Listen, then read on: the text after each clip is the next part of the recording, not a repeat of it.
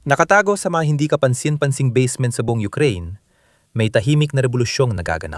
Umangat ang kusok mula sa soldering iron habang ang mga lalaki na may headlamp ay gumagawa ng mga circuit board na kokontrol sa FPV drone army ng Ukraine. Maaring maliit lang ito, pero ang kakayahan ng Ukraine na gumawa ng mahahalagang piyesa sa loob ng bansa ay isang mahalagang punto ng pagbabago sa digmaan at nagkakahalaga lang ng $500 bawat isa. Ang kakayahang gumamit ng drone na nakakahalaga lang ng $500 para mapabagsak, halimbawa, ang isang T-70M Prariv tank na nakakahalaga ng $4 o $5 milyong o isang S-400 na nakakahalaga ng $200 milyong. Binago ng air defense system ang mga patakaran sa labanan at nagbigay ng mga aral na hindi kayang baliwalain ng alinmang militar sa mundo. Pero may isang critical na estratehikong kahinaan. Karamihan sa mga piyesa na ginagamit ng mga drone na ito ay karaniwang gawa sa ibang bansa, lalo na sa China. Ang pag-asa sa imported na piyesa ang pinakamahinang bahagi ng supply chain ng depensa ng Ukraine. Ngayon, sa paggawa ng mga piyesa nito sa bansa, muling pinapakita ng Ukraine ang inobasyon na napapansin ng mundo, lalo na ng Rusya na labis na apektado at walang magawa upang pigilan ito. Mahalaga ang pagsusumikap ng Ukraine para sa drones na walang bahagi mula China. Hindi lang para sa kanila, kundi pati na rin sa militar sa buong mundo. Bihirang mga pag-unlad sa militar na kasing bilis at laki ng pagbabagong dulot ng Ukraine sa paggamit ng mga drone. Noong 2022, tinatayang nakagawa lang ang Ukraine ng humigit kumulang 3,000 hanggang 5,000 na drone sa kabuuan. Pagsapit ng 2024 umabot ng bilang ngayon sa 2.2 milyon at tinatayang aabot sa 4.5 milyon ang magagawa pagsapit ng 2025. Sa rurok siyam na raang beses ang paglago sa loob ng 3 taon. Ngunit sa likod ng tagumpay na ito, may nakatagong malaking kahinaan sa estratehiya. Karamihan sa mga bahagi ng drone ay galing China. Bagamat sinasabing neutral sa digmaan sa Ukraine, may komprehensibong estratehikong pakikipagpartner ang China sa Rusya at hindi sa Ukraine. Sa mga unang yugto ng digmaan, halos lahat ng bahagi na ginagamit ng mga producer ng Ukraine sa pagbuo ng kanilang mga drone ay binili nila mula sa mga kumpanyang Chino. Sa katunayan, noong 2023, binili ng Kyiv ang 60% ng pandaigdigang produksyon ng Mavic quadcopters ng DJI Technology Company. Mavic ang pamantayan sa industriya ng quadcopter para sa civilian at militar na gamit ng FPV. At ang pamilya ng DJI drone ay may hawak ng hanggang 70% na bahagi ng komersyal na merkado ng drone sa US at 80% ng pandaigdigang merkado ng consumer drone. Mas mahalaga, umaasa rin ang mga dayuhang kumpanyang gumagawa ng sariling drone sa China para sa mga piyesa. Halimbawa, gumagawa ang Contemporary Amperex Technology Company Limited ng maliliit na lithium-ion na baterya. Sila ang pinakamalaking tagagawa ng baterya sa mundo batay sa kapasidad. Ganyan din ang nangyari sa Ukraine. Ngayon, maayos gumagana ang paggawa ng drone sa Ukraine gamit piyesang galing China. Ngunit bigla itong nakaproblema. Noong Hunyo, 2023, nilimitahan ng China ang pag-export ng long-range drone na higit 15 tuldok 5 pounds patungong Ukraine at Russia. Sabi ng China, ginawa nila ito para hindi magamit ang kanilang drone sa digmaan. Gayunpaman, tila walang saysay ito dahil patuloy na nagsusupply ang China sa Russia ng dual-use na teknolohiya tulad ng semiconductors at drone engines sa ilalim ng kanilang walang limitasyong pakikipagpartner sa Moscow. Hindi natatanggap ng Ukraine ang parehong benepisyo. Dagdag pa, noong Setyembre 1, 2024 na patupad ang China ng mga restriksyon sa pag-export ng mga drone na gawa sa China at mga bahagi nito papuntang Ukraine at Russia. Kabilang ang flight controllers, carbon frames, motors, radio modules at navigation cameras. Malaking sagabal ito sa drone production ng Ukraine. Noong panahong yon, ayon kay Olex Grebin, walang lokal na gumagawa ng bahagi ng drone at wala ring nag-iisip tungkol sa mga ito. Si Grebin ang CEO ng Motor-G, ang pinakamalaking tagagawa ng electric motors para sa mga drone sa Ukraine na yon. Noong 2023 buwan, ang ginugol ng Motor-G sa prototype at 1 taon at kalahati bago nagsimula ang mass production. Sa katapusan ng 2025, umaabot na sa halos 100,000 motors kada buwan ang produksyon ng Motor-G, karamihan para sa FPV drone at mas malalaking fiber optic drone na may frame na hanggang 15 pulgada. Hindi lang Motor-G ang kumpanyang Ukrainian na gumagawa ng drone parts sa bansa. Nang unang ipatupad ang mga pagbabawas sa pag-export ng China, Agad na nagsimulang maghanap ang Ukraine ng mga kapalit mula sa US at lalo na sa mga kasosyong Europeo. Pero napatunayang hindi yon perpektong solusyon. Malaki ang dominasyon ng China sa global na merkado ng drone parts, kaya karamihan sa European suppliers ay hindi rin ang mismong gumagawa ng mga bahagi. Tagapamagitan lang sila para sa kumpanyang Chino, kaya nagkakaroon ng limitadong supply at mataas na presyo. Madalas, hindi talaga available ang mga bahagi. At kapag meron man, madali silang maapektuhan ng sobrang taas ng presyo. Ayon sa ulat, may ilang bahagi na triple ang presyo mula nang ipataw ng China ang mga parusa. Pagdating sa mga motor ng drone, halimbawa, sabi ni Grebin na wala ni isang EU. May mga tatak, pero sa totoo lang, gawa pa rin ang mga ito sa China. Nakipag-usap kami sa mga kinatawan ng 3 bansang gustong ilokalisa ang produksyon ng motor. Pero hindi pa nga sila nakakarating sa yugto ng pagpaplano, sabi niya sa Kyiv Independent noong Agosto 2025. Dahil dito, nagumpisang gumawa ng sariling motor ang Motor G. Kahit karamihan ng bahagi tulad ng magnet at voltage tester ay galing pa rin sa China. Isa pang kumpanyang Ukrainian na umiwas sa parusa ng China sa paggawa ng bahagi sa bansa ay ang gumagawa ng fiber optic cable guided FPV drone na Hasta. Nang ibig sabihin ay sibat sa Latin. Gumagawa ang Hasta ng mga spool at casing para sa fiber optic cable gamit ang 3-dimensional printing. Ang cable ay pinapadaan sa mga lathes mula Ukraine na nireconfigure gamit ang motor attachment na gumagabay sa linya mula kaliwat kanan, parang rack ng makinilya. Sabi ng tagapagtatag ng Hasta na si Andriy lang ang ipinakilalang pangalan dahil sa seguridad, gumagawa na rin ng produksyon sa Ukraine ng thermal vision, controllers, motors at frames. Wala pa silang mga kamera ngayon, pero magkakaroon na rin agad. Ngayon, mahalagang bahagi ng FPV drones ang circuit boards na nagsisilbing sentral na nervous system ng sasakyang panghimpapawid.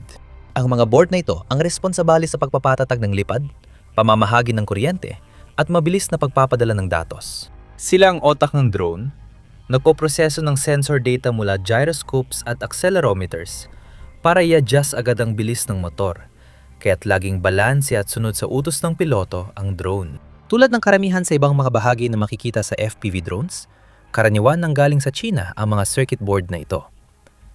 Ngayon, gaya ng nabanggit sa simula ng video, ginagawa na sila sa Ukraine.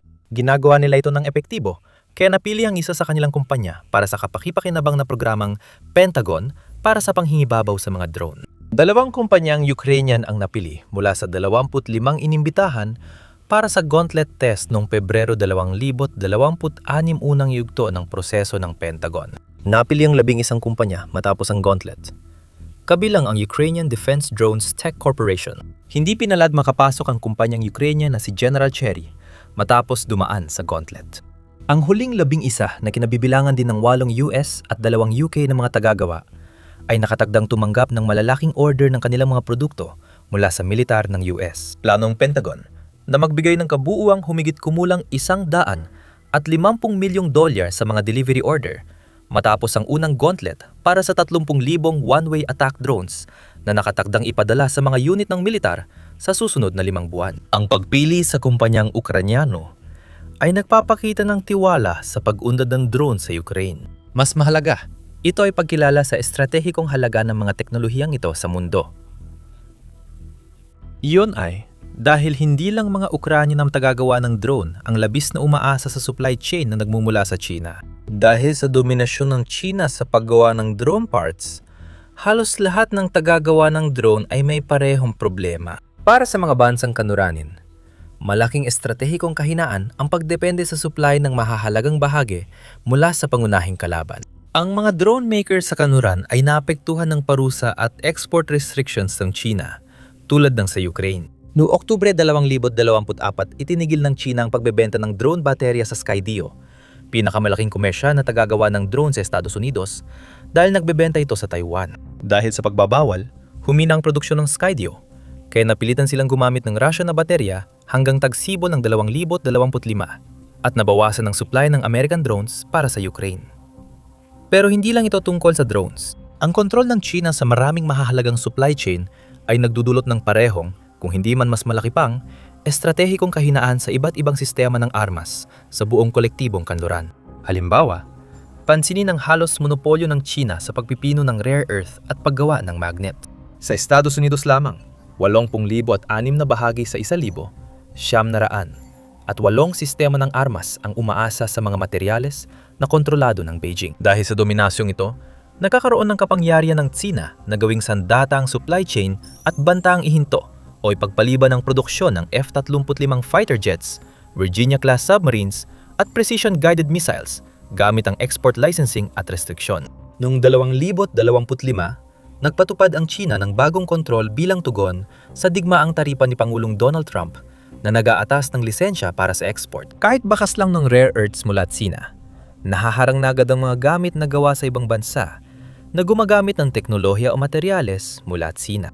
Nagresulta ang mga kontrol sa pagtaas ng presyo ng gallium, nagdulot ng kawalang katiyakan sa supply chain at posibleng pagtigil ng produksyon ng defense contractor. Ayon kay Trent Emenke, na namumuno sa isang team sa Defense Innovation Unit ng Pentagon na nag-aaproba ng mga drone para sa gamit militar, kayang ipatigil ng China ang industriya ng drone sa buong mundo ng 1 taon. Issue ito ng pambansang seguridad, hindi lang sa Estados Unidos, kundi sa buong kanluraning mundo. Parang hindi pa sapat ang pag-aalala.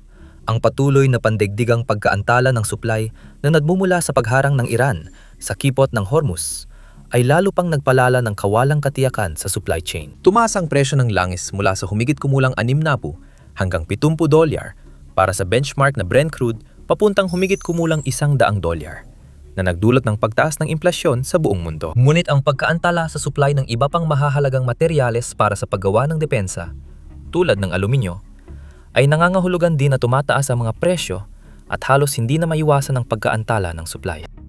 Malinaw nitong ipinapakita ang kahalagahan ng soberanya, lalo na sa supply ng mahahalagang materyales. Sa pamamagitan ng malaking pagbawas ng pagdepende nito sa supply ng mga bahagi ng drone mula sa China, hindi lang basta nag-i-innovate ang Ukraine, kundi pinapalakas din ito ng husto ang kakayahan nitong maging mas matatag at maibalik ang laban sa Russia sa mahabang panahon. Makikita natin na kaunti lang magagawa ng Russia dito.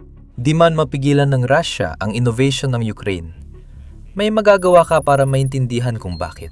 Sa The Military Show, hindi lang namin binabalita ang pinakabagong balitang militar. Ipinapaliwanag din namin kung bakit ito mahalaga. Mag-subscribe para updated ka lagi. Walang duda, ang simpleng $500 na FPV attack drone ay isang mahalagang bahagi ng patuloy na paglaban ng Ukraine. Madalas mapabalita ang mga high-end na sistema gaya ng MIM-104 Patriot Air Defense System ng US. Pero ang mga murang at epektibong sandata ang talagang nagbago sa makabagong digmaan. At sa teorya, hindi naman dapat ganoon. Sa papel, halos sa lahat ng sukatan na maisip mo, nangingibabaw ang Russia sa Ukraine, mapalaki ng populasyon, Air Force o Navy, o kakayahan sa paggawa. Ang laki ng Russia kumpara sa Ukraine, dapat ay nagdulot ng tagumpay. Pero hindi ito nangyari ni malapit man. At ang simpleng $500 na FPV drone ay malaking bahagi ng patuloy na tagumpay ng Ukraine bilang underdog. Sabi ni Major Robert Brovdi, commander ng Unmanned Systems ng Ukraine, higit 70% ng mga kaswalti ng Russia ay sanhi na ng Ukrainian drones. Hindi lang taho ang tinutukoy niya. Nakapagpabagsak din ang mga $500 na drone ng maraming mahalagang kagamitan ng Russia.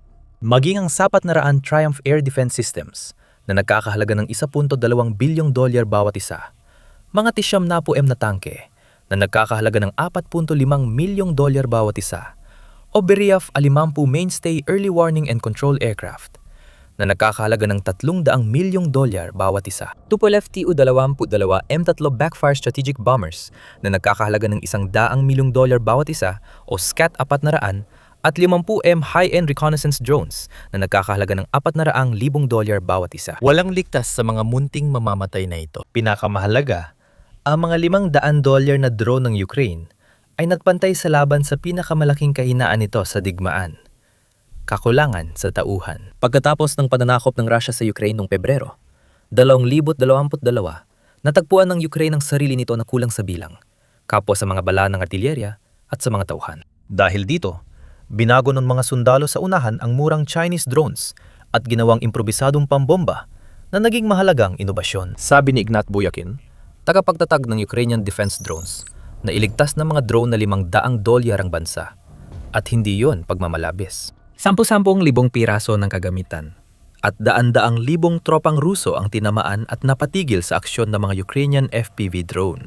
Habang umuusad ang digmaan, hindi na may kakailanang magkabilang panig ang epekto ng mga murang sandatang ito na kayang sirain ang mga sistemang mas mahal ng napakalaki.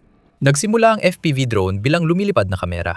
Ngayon, eksakto, mabilis, at madaling imanyobrang strike system na kinokontrol ng operator gamit ang virtual reality glasses na parang ikaw ang nasa loob ng drone. Ang sistemang ito ay nagpapahintulot sa piloto na gumawa ng komplikadong manyobra, habulin ng target, o lumipad sa mga lugar na mahirap marating tulad ng pasukan ng bunker o pagitan ng chassis at turret ng T-70M na tangke. Mahirap labisan ang pagtataya sa bisa nila sa labanan at napakabisan ang cost-to-kill ratio kaya di dapat balewalain. Dahil dito, pinalawak ng Ukraine at Russia ang produksyon sa industriya. Matapos mahuli ng karamihan ng 2023 at 2024, mukhang nakahabol na ang Russia nitong nakaraang taon, lalo na pagdating sa produksyon. Kung tama ang mga pagtataya, ang produksyon ng Russia na 19,000 FPV drones kada araw o bahagyang mas mababa sa 7 milyon kada taon ay malamang kapantay ng Ukraine na yon. Kaya nagsimula na ang karera. Sa magkabilang front lines, parehong nagsisikap ang dalawang panig na paramihin at palakasin ang kanilang mga drone system. At, gaya na maisip mo, dahil sa kahalagahan ng mga sistemang ito sa labanan, ang pagkaantala ng supply ng mga bahagi ng drone ay isang hindi katanggap-tanggap na panganib. Iyan ang dahilan kung bakit napakahalaga ng kakayahan ng Ukraine na gumawa ng mga drone na walang bahagi mula sa China, hindi lang para sa Ukraine, kundi para sa buong kanluran. Ayon kay Brovdi, dahil delikado kumuha ng bahagi mula sa China na hindi nating kaalyado, layunin nilang gawin ito sa Ukraine. Dagdag pa niya, ang lakas ng tagagawa sa Ukraine ay nasa katotohanang naganap ng import substitution. Ngayon, ang inobasyon ng Ukraine ay hindi na lang tungkol sa motor at circuit board. Pinagsisikapan ng mga inhinyero at developer sa Ukraine na ilokal ang buong proseso ng paggawa ng drone. Magkakaroon sila ng ganap na kasarinlan sa paggawa ng drone. Isang bagay na sa ngayon ay sina lang ang may kakayahang buong kumpiyansang angkinin. Sabi ni Buyakin, nang simulan ang paggawa ng drone ng depensa ng Ukraine noong 2023, lahat ng pyesa ay mula sa China. Sa loob ng isang taon, na-localize na ang produksyon ng carbon frame at antena. Gumagawa ang kumpanya ng hanggang 15,000 antena. Araw-araw, patunay ito sa lawak mang lokalisasyon at sa naipon nilang karanasan. Ngunit hindi pa rito natatapos ang lahat. Noong 2025 pinalawak ng kumpanya ang produksyon para isamang flight controller, speed governor, radio modem at video transmission systems. Lahat ng bahagi nito gawa sa Ukraina, maliban sa mga kamera. Kahit ganon, sabi ni Bulyakin na mayroon ng teknolohiya para sa paggawa ng FPV drone camera sa Europa. Hanggang ngayon, bumibili pa rin ang kumpanya mula sa Ukranya, ng kumpanya na gumagamit ng piyesang galing Europa. Gayunpaman, ang tuloy-tuloy na lokal na produksyon ay napapakita kung paano ginagawa ng Ukraine na oportunidad ang mga hamon at unti-unting binubuo ang teknolohika nilang kasarinlan na maaring mahalaga sa digmaan. Habang nagagawa ng Ukraine na ito mismang gumawa ng mga kailangan nito sa depensa, mas nagiging malaya at tunay na soberano ito. Hindi lang ito tactical na bentahe. Ang sobera niya sa depensa ay maaring magbigay sa Ukraine ng kalamangan kung magkaroon ng negosasyon para sa kapayapaan.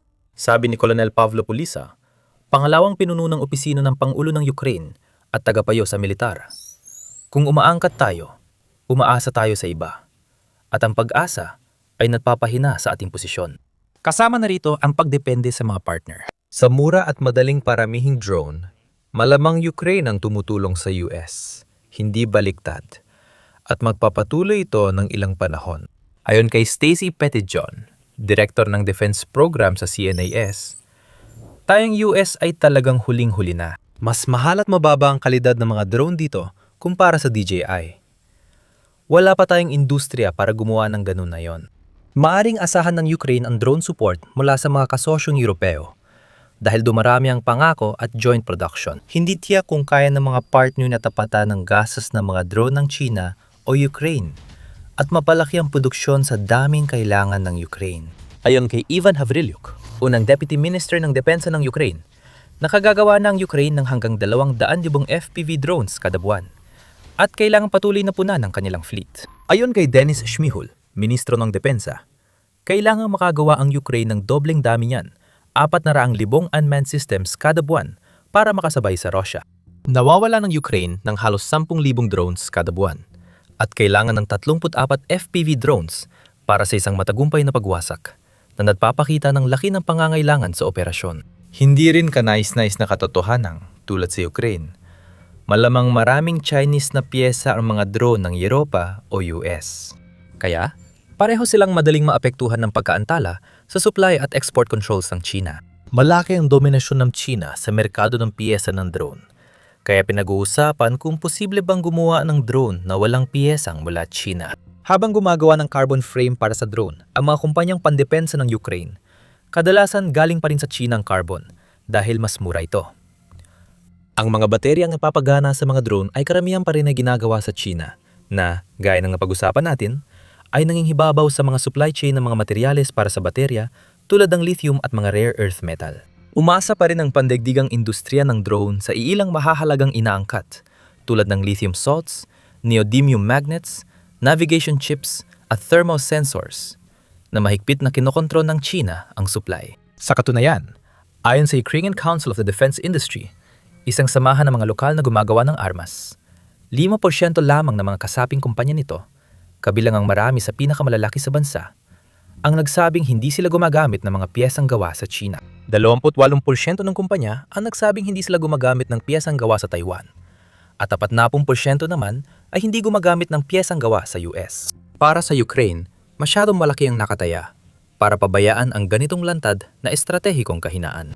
Dahil makalaga sa mismong pag-iral ng militar ng Ukraine ang mga FPV drone, hindi may isip ang vulnerableng supply ng mahahalagang piyesa. Pinakamabisang paraan para mabawasan ang panganib ay ang paggawa ng mas malaking bahagi ng supply sa loob ng bansa hanggat maaari at pag-iba-iba ng mga pinakukunan para sa natitira. Ganyan tinutugunan ng Ukraine ang problema at nakakamit na nila ang tagumpay. Noong 2024 lang, karamihan sa mga drone ng Ukraine ay binubuo halos lahat ng piyesang galing China. Pagsapit ng katapusan ng 2025, bumaba na sa 38% ang bahagi ng mga piyesang Chino sa mga drone ng Ukraine, ayon sa Ukrainian Council of the Defense Industry at Snake Island Institute. Iyan ay isang kahangahangang pagbabago na nagpapakita ng inobasyon, matinding pagsisikap at pamumuhunan na isinasagawa sa paggawa ng mga lokal na piyesa ng drone sa Ukraine. Masasing pinapansin ito ng mga katuwang ng Ukraine. Marami sa kanila ay gumagawa ng mga hakbang para mabawasan ang pagdepende sa China at mailipat ang mga supply chain sa mga bansang mas kaalyado kung maaari. Halimbawa, layunin ng Critical Raw Materials Act ng EU na bawasan ang pagdepende sa inaangkat at paunlarin ang sariling kakayahan sa pagkuha at pagproseso ng mga materyales. Tulad ng ibang larangan, nakikinabang ang mga kasosyo ng Ukraine sa husay nito sa pagpapalakas ng lokal na produksyon ng drone. Sa Moscow, nagmamasid ng may pag-aalala si Pangulong Vladimir Putin. Wala siyang magawa para pigilan ang umuusbong na kasarinlan ng Ukraine sa depensa. Dumarami ang mga mahalagang sistema na nasisira ng mga $500 na drone ng Ukraine at unti-unting nawawala ang anumang dituwirang kontrol niya sa dami ng produksyon ng mga ito sa pamamagitan ng China. Mas nakakabahala para kay Putin na ang mga linya ng pag-assemble niya ng FPV drone ay umaasa rin sa mga piyesa mula sa China gaya ng iba, kung hindi man higit pa. Ang estratehikong pakikipagtuwang ng Rusya sa China ay nag-aalok ng mga lusot at palihim na kasunduan na nagsisilbing panangga laban sa karamihan ng estratehikong panganib. Kung magkaproblema ang kasunduan, malalagay sa alanganin ang produksyon ng drone ng Rusya at malaki na ang lamang ng Ukraine sa pagtugon sa malinaw na kahinaang iyon. Kung gusto mong malaman kung bakit nasa problema ang mga Ruso, panuorin ang video tungkol sa nalalapit na pagbagsak ng militar ng Rusya. Salamat sa panonood!